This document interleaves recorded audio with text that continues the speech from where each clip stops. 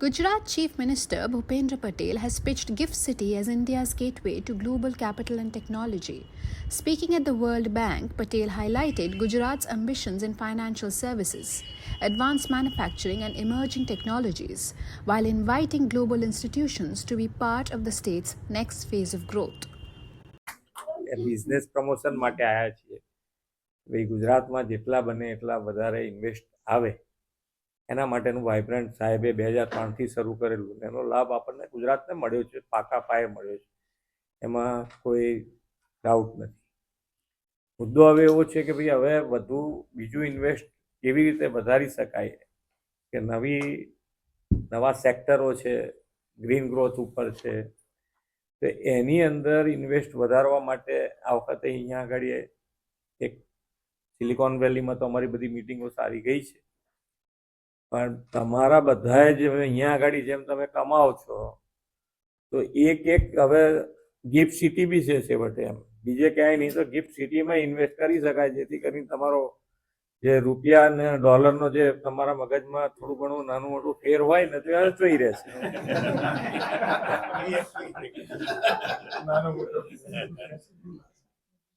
પણ મુદ્દો એટલો છે કે દરેક જણે ત્યાં આગળ ઇન્વેસ્ટ કરવું જોઈએ. જો ગુજરાત માટેનું આપણા બધાને પ્રેમ હોય, અને બીજી દ્રષ્ટિએ કે ભાઈ ત્યાં આગળ એક પગ આપણો ત્યાં હોવો એ સારી વસ્તુ છે, ગમે તે પરિસ્થિતિમાં કામમાં આવે આપણને. એટલે તમે બધા, અને ગુજરાત તમને 2-3 વસ્તુ એટલી, તમારે તો કોન્ફિડન્સ એટલો જોઈએ કે ભાઈ ગુજરાત ફાઇનાન્શિયલી અત્યારે આખા દેશમાં ટોપ ઉપર છે.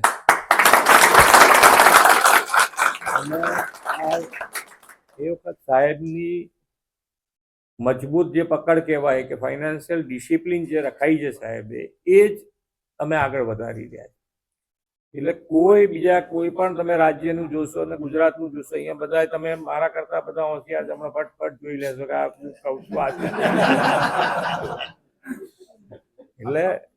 એટલે એમાં અમને વાંધો નથી, એમાં તમારી અમને વધારે મજબૂત થઈશું અમે, કારણ કે અમારે કશું ખોટું ડિલિવર કરવાનું થતું જ નથી.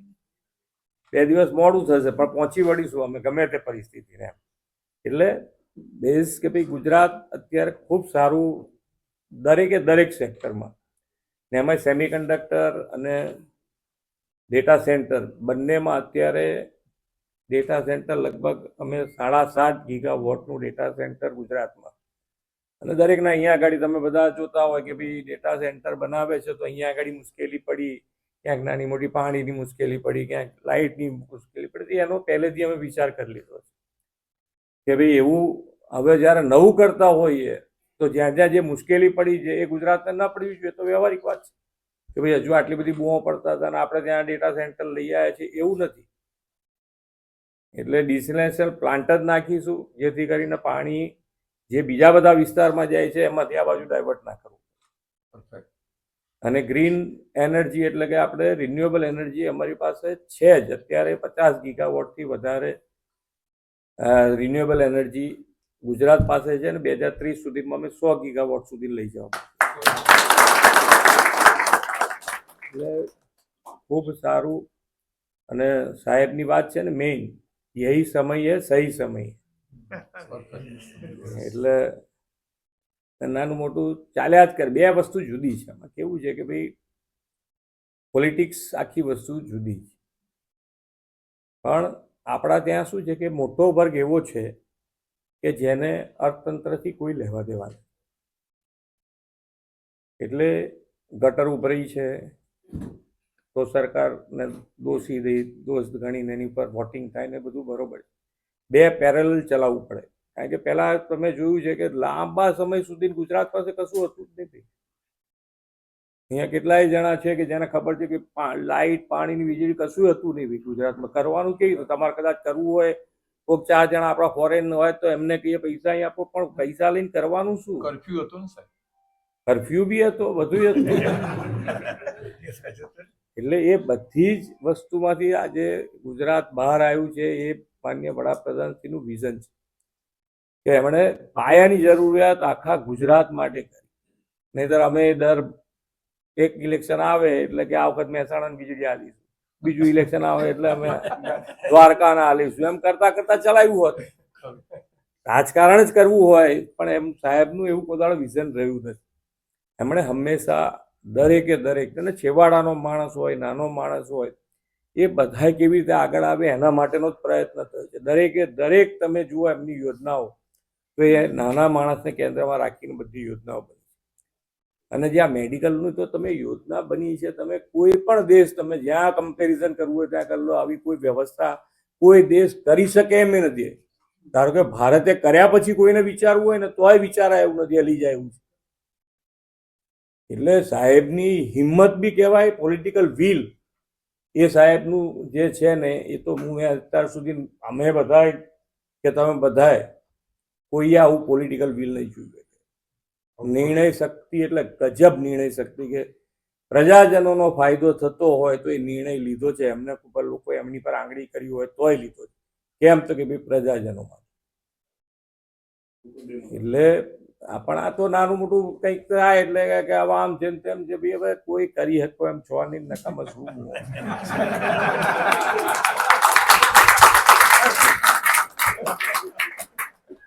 નો ડાઉટ અમે બેઠા છીએ, ધારો કે હું બેઠો તો ખરાબ બી કોઈ બી વસ્તુ થઈ તો એને મારે સ્વીકારવી પડે. એમાં કોઈના ઉપર હું દોષ દેવાની નથી માંગતો. હું તો એટલો છે કે ભાઈ તમે કરી શકો. મારી પાસે નેગેટિવ ન્યૂઝ વાળા હોય એને બી હું મારી જોડે લાઈન બેસાડતો કે જે નેગેટિવ જ કરે, સરકારનું નેગેટિવ જ બોલવાનું, બસ એટલું જ કરતા હોય તો એને મારી સાથે લાઈન બેસાડવાનું. પણ એમને હું એટલું કહું કે ભાઈ તને એવું લાગે છે કે કોઈ બીજી પાર્ટી શાસનમાં આવે અત્યારે તો અમારાથી સારું કરી શકે એવું છે? તો નથી, ના જ છે જવાબ. બધાનો ના જ આવે છે જવાબ. એ લોકોએ ના પાડે છે.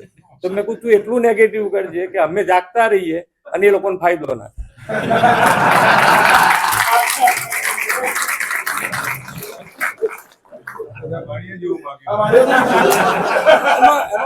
એનું કારણ છે કે ભાઈ એક વસ્તુ છે કે વિપક્ષની ભૂમિકા જ બંધ થઈ ગઈ છે તો અમારે કઈ રીતે જાગતા રહેવાનું? એ જગાડે, એમાં અમને વાંધો નથી. આપણે તો પોઝિટિવ માણસ છે. ગમે તે વસ્તુ મેં કોઈ નેગેટિવ લીધી જ નથી.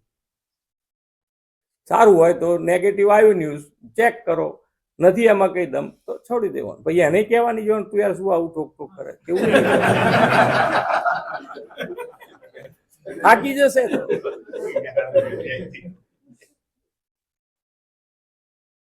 સોરી સર, હું તમને ઇન્ટરપ્ટ કરું છું પણ આરપી સાહેબ માટે અત્યારે કનેક્ટેડ એક વાત કહું છું. આરપી સાહેબ પણ સતત આ વસ્તુ ઉપર બહુ જ ભાર મૂકતા હોય છે કે તમારા વિરોધીઓ જ તમારી પ્રગતિ કરતા હોય છે.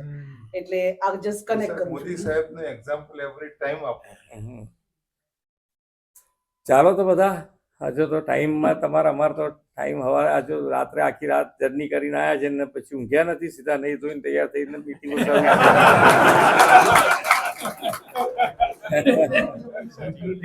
સાહેબ એક વસ્તુ કહેવી પડશે અને ચોક્કસથી આપણે બધા છીએ ત્યારે આ વસ્તુનો ઉલ્લેખ કરવો મને જરૂરી લાગે છે કે ભારત આઝાદ થયું ત્યારે ગાંધીજી અને સરદાર વલ્લભભાઈ પટેલે ગુજરાતીઓએ જે ભૂમિકા ભજવી અને આજે નરેન્દ્રભાઈ અને અમિતભાઈ એ પ્રમાણે સેન્ટ્રલમાં ભૂમિકા ભજવી અને વિદેશની ધરતી ઉપર આટલું મોટું ભારતને માન સન્માન જો મળ્યું હોય ને સાહેબ તો પહેલો પ્રસંગ છે.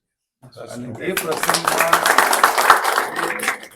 દેશમાં જ્યાં જ્યાં ભાજપની સરકાર છે એના સીએમ છે જે મહેનત કરી રહ્યા છે ને એ તો સાહેબ ઓબ્વિયસલી છે કે અમે બધા જ વસ્તુ જોઈએ છીએ. અહીંની અમેરિકાની ટીમ એ જંતર મંતરની અંદર પ્રોગ્રામમાં પ્રશ્નો થાય ને સાહેબ તો એના માટેની કોમેન્ટો અહીંના મિત્રો અમને ત્યાં મોકલી આપે અને એટલો એમના મગજનો જે આક્રોશ છે ને એ આક્રોશ ત્યારે ખબર પડે કે વોટ દે આર ડુઈંગ. અને ગુજરાતમાં સાહેબના આવ્યા પછી જે વસ્તુમાં નિર્ણયો એક મજબૂતીથી લેવાયા છે એ નિર્ણયો કદાચ અત્યાર સુધીના ઇતિહાસમાં નથી લેવાયા. એટલે સાહેબ શાંત દેખાય છે, એકદમ સરળ છે, પણ સાથે સાથે જ્યારે પણ ગુજરાતના કોઈ પણ હિતના વિકટ પ્રશ્ન આવે ત્યારે એમનો નિર્ણય એટલો જ સોલિડ હોય છે. એટલે એના માટે we are proud for that. એમની સાથે દાસ સાહેબ આવ્યા છે. દાસ સાહેબ પણ એમ કહી શકાય કે ગુજરાતના એક સીએસ આટલા પોઝિટિવ, આટલા એન્થુ અને આટલા એક એક્ટિવ એ ઘણા સમય પછી મારા અનુભવ પણ તો મળ્યા છે. એટલે સાહેબના જેવા જ કહી શકાય કે બંનેનું ટ્યુનિંગ ગીતા મેડમે પણ ખૂબ સપોર્ટ કર્યો છે આખા કાર્યક્રમને. કારણ કે આપણે છેલ્લી ઘડીએ જાગ્યા ને છેલ્લી ઘડીએ પ્રોગ્રામ ગોઠવ્યો છે અને સાહેબ છેલ્લી ઘડી હોય ને તો એને પહેલી ઘડી ગણીને આપણને ચાન્સ આપ્યો છે. એના માટે છે. હવે આપણે ડેનીને જરા એટલું સેક્રેટરી જનરલ તરીકે what you want to say anything? સાહેબે ટૂંક સમયમાં જે સમય આપ્યો અને આપણે બધાને મળી મીટ એન્ડ ગ્રીટ કર્યું એના માટે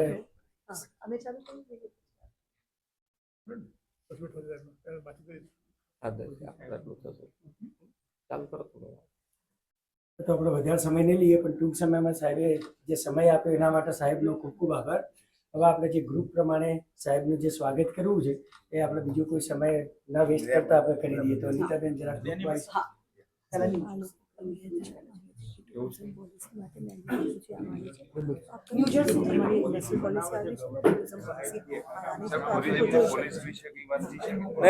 के साथ आज कॉन्फ्रेंस में टेबल कॉन्फ्रेंस में हमारे साथ उपस्थित वर्ल्ड बैंक के senior vice president Shri Indrajit Gill, World Bank के senior adviser Shri Hemang Jani, World Bank के सर्व अधिकारी श्री, आमंत्रित सदस्य, आमंत्रित सर्वे महानुभाव, आप सभी को मेरा नमस्कार। वर्ल्ड बैंक से बात हो रही है तो हम चाहेंगे कि वर्ल्ड बैंक के साथ मिलकर हम कैसे आगे बढ़ सके। तो अभी लास्ट में जो एआई की बात हुई तो गुजरात सरकार ने भी सोचा है कि भी एआई को अपनाएंगे और जहाँ जहाँ एआई जल्दी से लागू हो, वहाँ एडमिनिस्ट्रेशन हो, एजुकेशन हो, हेल्थ केयर हो या किसान की बात हो, तो वहाँ हम जल्दी से जल्दी उसको लागू करने की कोशिश कर रहे हैं। कल से बातचीत यहाँ भी हुई तो वो बात तो सही है आपकी कि भाई एआई को तो अपनाना ही पड़ेगा तो ही आगे बढ़ सकेंगे। वो बात आपकी हमको भी दिमाग में बैठी है तो उस पर हम काम करेंगे। अब गिफ्ट सिटी की बात हुई है तो गिफ्ट सिटी में आपने जो प्रेजेंस देखी है इसमें वर्ल्ड बैंक कैसे प्रेजेंस में आए वो मेरा आपसे विनती है कि आप भी वहाँ गिफ्ट सिटी में आए। तो क्या है कि वर्ल्ड बैंक आने से थोड़ा और विश्वसनीयता बढ़ जाती है। तो एक इसका भी कुछ हमारी तरफ से गुजरात सरकार की तरफ से कुछ आगे बढ़ना है तो हम बढ़ेंगे आपके साथ।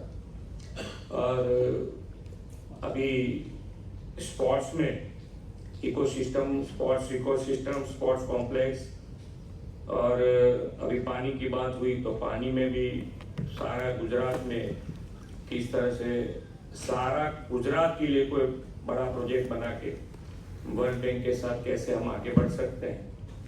और मेरी एक गुंजाइश ये भी है कि भाई हमको जो माननीय वड़ा प्रधान श्री ने गुजरात को फाइनेंशियल डिसिप्लिन में बहुत अच्छी तरह से रखा हुआ है, तो आज भी गुजरात फाइनेंशियल डिसिप्लिन में टॉप पर है। तो फाइनेंशियल डिसिप्लिन वाले जो स्टेट हैं उसके लिए वर्ल्ड बैंक कुछ सोच सकती है, फाइनेंस में कुछ फायदा हमको गुजरात सरकार को मिले तो हम बड़े प्रोजेक्ट के साथ आपके साथ काम करना चाहते हैं। और गुजरात को माननीय वड़ा प्रधान श्री का जो विजन है 2047 तक विकसित भारत बनाने, तो गुजरात इसमें लीड लेके आगे बढ़ना चाहता है और इसमें वर्ल्ड बैंक का हमको सहयोग चाहिए। थैंक यू, आभार।